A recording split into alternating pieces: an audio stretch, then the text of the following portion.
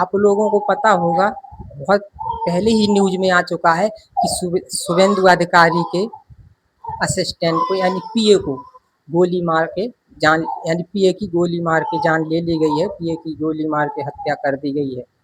तो दोस्तों ये पहली बार नहीं हुआ है।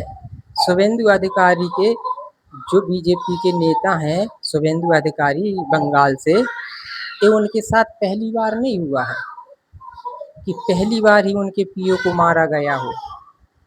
कई बार हो गया है। ये पहले बंगाल के ममता बनर्जी की पार्टी में शामिल थे शुभेंदु अधिकारी। अभी ये 2021 में आए हैं बीजेपी पार्टी में। तो इसके पहले भी इनके साथ में ये बातें हुई हैं, ये घटनाएं हुई हैं। ये पहले पीए नहीं है जो इनकी गोली मार के हत्या कर दी गई है।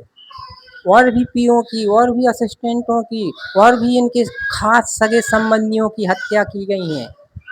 अभी दोस्तों बोला जाए तो लो, आप बोलेंगे कि लो ये कैसा बोल रहा, हाँ ये सही बोल रहे हैं। ये पहला पीए नहीं है जो इनकी हत्या की गई है, इससे पहले और पीओ की हत्या की गई है। अब क्यों की गई है और इनके पीओ की हत्या क्यों की जाती है, मतलब इनके पीए की ही हत्या क्यों की जाती है, इनके पीए पर ही अटैक क्यों किया जाता है। ये सोचने वाली बात है। शुभेंदु अधिकारी पर क्यों नहीं अटैक होता है, ये अभी तक क्यों नहीं सुधारे, सिर्फ पीए ही क्यों सुधारते जा रहे हैं। भाई पीए मतलब जानते हो, पीए बहुत खास होता है।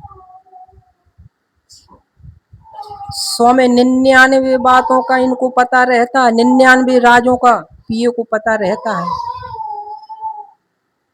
जो काम होते हैं, जो राज होते हैं, 100 में 99 राज पीए को मालूम रहते हैं। अभी वो राज ना खुल जाए, वो पोल ना खुल जाए। अगर पोल खुल जाएगी तो फिर गड़बड़ हो जाएगा। अब पोल ना खुले तो एक ही रास्ता है कि पीओ को बस टपका दिया जाए। मैं नहीं कह रहा हूँ कि इनने शुभेंदु अधिकारी ने ही टपकवाया है, मैं नहीं कह रहा हूँ। मुझे तो दुख हो रहा है कि बहुत बुरा हुआ है उनके पीए के साथ में। शुभेंदु अधिकारी ने ममता बनर्जी की पार्टी पर दोष भी लगाया, पर ममता बनर्जी उनके पीओ को क्यों मारती। पीए से क्या तकलीफ थी ममता बनर्जी को। ममता बनर्जी के कार्यकर्ताओं को या ममता बनर्जी को पीए से क्या तकलीफ थी। तकलीफ तो शुभेंदु अधिकारी से है, आप लोग समझते हैं। ये ऐसा जाल बुना गया है, ये ऐसा जाल बुना गया है कि इसे कोई सुलझा नहीं सकता है। बेचारे असिस्टेंट की जान चली गई, ये अपनी जैसी की तैसी हो गए, किसी और ने जान नहीं ली है। किसी को क्या पड़ी थी उनकी जान लेने की, किसी को क्या तकलीफ थी उनसे, पीए से क्या तकलीफ थी जो उनकी जान ले लेते। किसी ने जान नहीं ली है।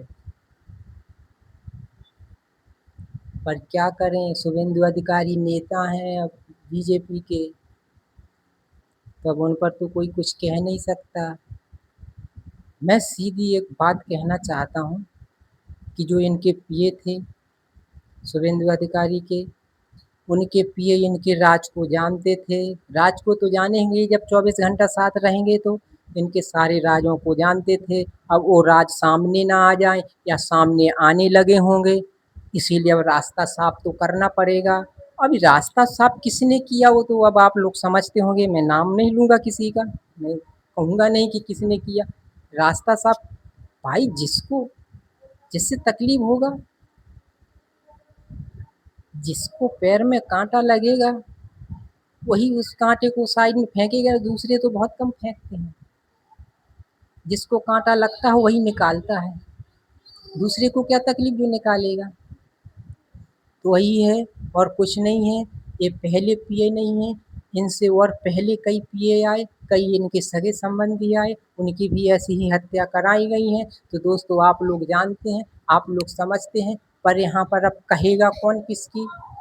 अगर कोई किसी के कहेगा तो जेल चलो, जेल तैयार है। यहाँ सत्य तो कहना बेकार ही है, सच्चाई पे तो चलना बेकार ही है। अगर जो सच्चाई पे चलेगा, जो सत्य कहेगा, जो सत्य बोलेगा उसके लिए जेल है, और झूठ जो बोलेगा उसके लिए बेल है।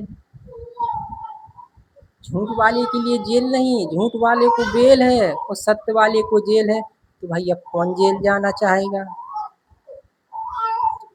पर मैं यही जानता हूँ कि यहाँ पर किसी को तकलीफ नहीं थी।